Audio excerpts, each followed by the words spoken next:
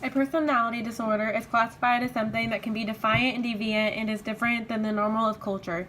It affects their cognition, personal function, and their impulse and leads to a lot of distress, and they struggle in social and professional settings. Hi, my name is Brianna Schaller, and today I will be talking about the personality disorder antisocial. It is a personality disorder in which people have no disregard for other people. They often cross very strong lines of rights and have no empathy for people. They also don't see the problem with breaking laws if it is for their own personal needs or wants. You will hear it called psychopathy, but that is not what it is. People with antisocial behavior do not follow what is considered normal in society. They have trouble with friendships, relationships, etc. because they are very deceitful, and some of it comes off as intimidating and are very impulsive and reckless. They often are involved in criminal acts and feel no remorse for what they do.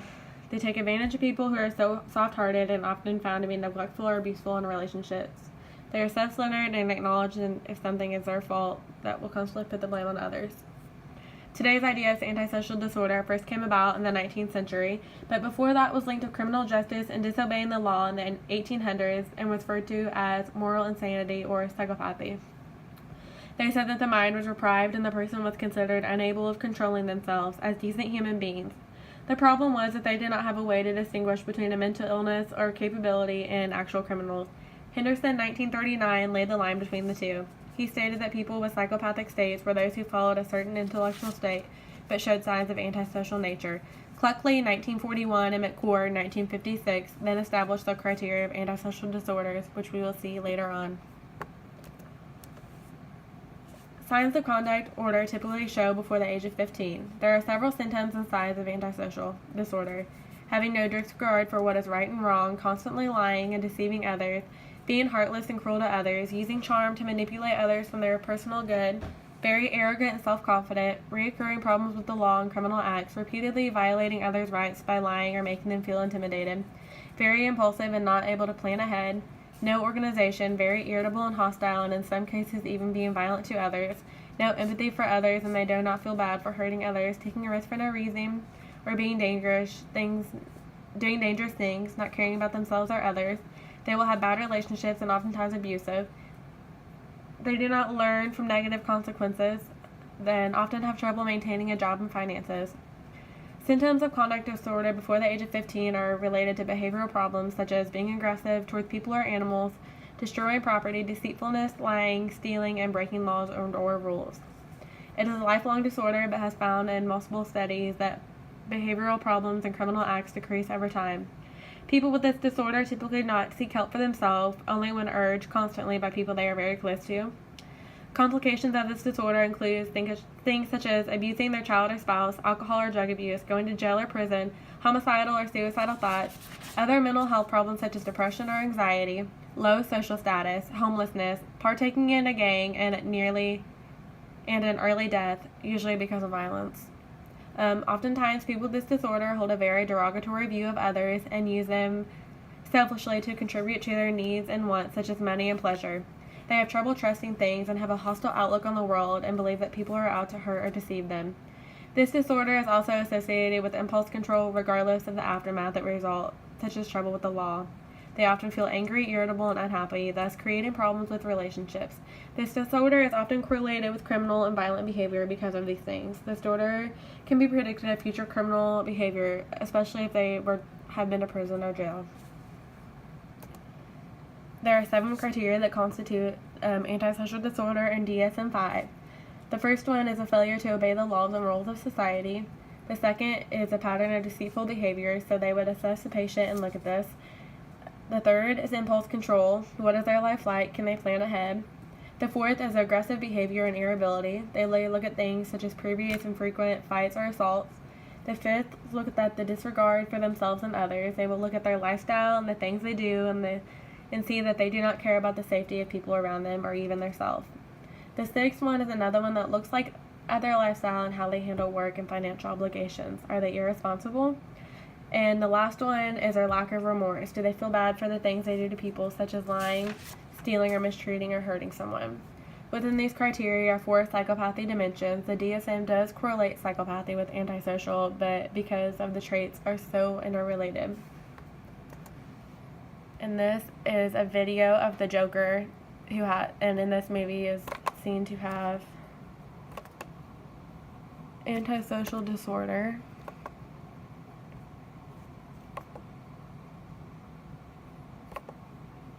So I'll let you watch this. Never start with the head. The victim gets all fuzzy. You can't feel the neck. See? You wanted me. Here I am. I wanted to see what you'd do. And you didn't disappoint. You let 5 people die. Then you let Den take your place. Even to a guy like me, that's cold. Where's Den? Those mob fools want you gone so they can get back to the way things were. But I know the truth. There's no going back. You've changed things. Forever. And why do you want to kill me? I don't want to kill you. What would I do without you? Go back to ripping off mob dealers? No. No, you complete me. You're garbage. You kills for money. Don't talk like one of them. You're not. Even if you'd like to be. To them, you're just a freak. Like me. They need you right now. When they don't.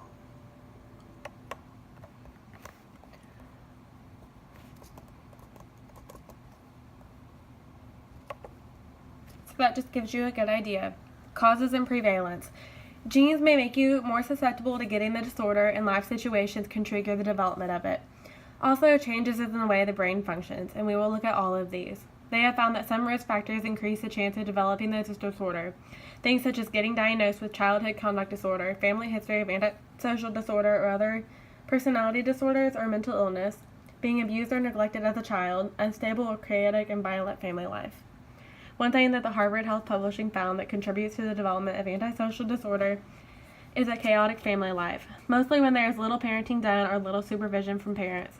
Researchers have found certain psychological responses in people with antisocial disorder. For instance, they have found a very flat response to stress. They aren't anxious, aren't concerned about things such as waking up on time. They also aren't startled by things such as loud noises. The frontal lobe is a part of the brain that contributes to a person's judgment and planning skills. Some researchers have found that the frontal lobe looks different in people with this disorder. Changes such as the volume of brain structures where violent behaviors come from. Because of this, they found that people with antisocial disorder have problems controlling their impulses, which plays a role in their aggressive behavior. Scientists can't say that this is the cause of it, but rather a consequence of life experiences. Lifetime prevalence is estimated to be 1 to 4%. Antisocial disorder has roots in childhood. Diagnosis is predicted before the age of 15, but are not generally fully assessed and cannot be established until after 18. Gender also plays a role in it. Males are 3 to 5 times higher to be diagnosed and are placed at a 6% of the population, and females at 2%. According to the U.S. National Library of Medicine, a recent assessment found rates among a variety of psychiatric and procedures to be 1 to 18.2%. Also, they did a very thorough study in general psychiatric outpatient client and found that 3.6 met the DSM-5 criteria for antisocial.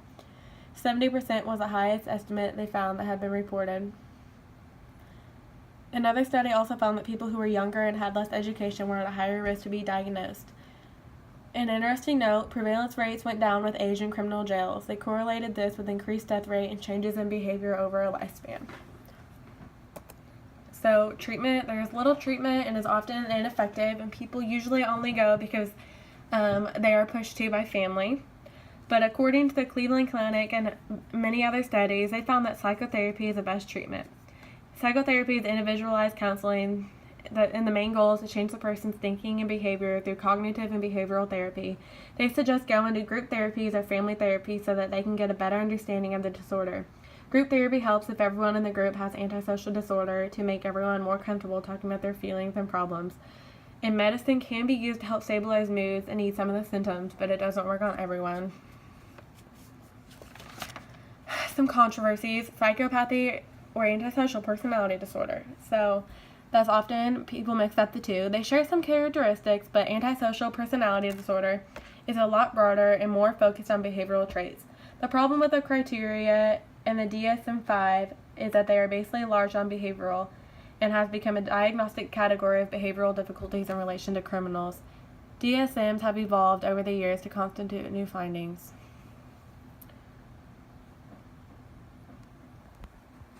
And these are my references.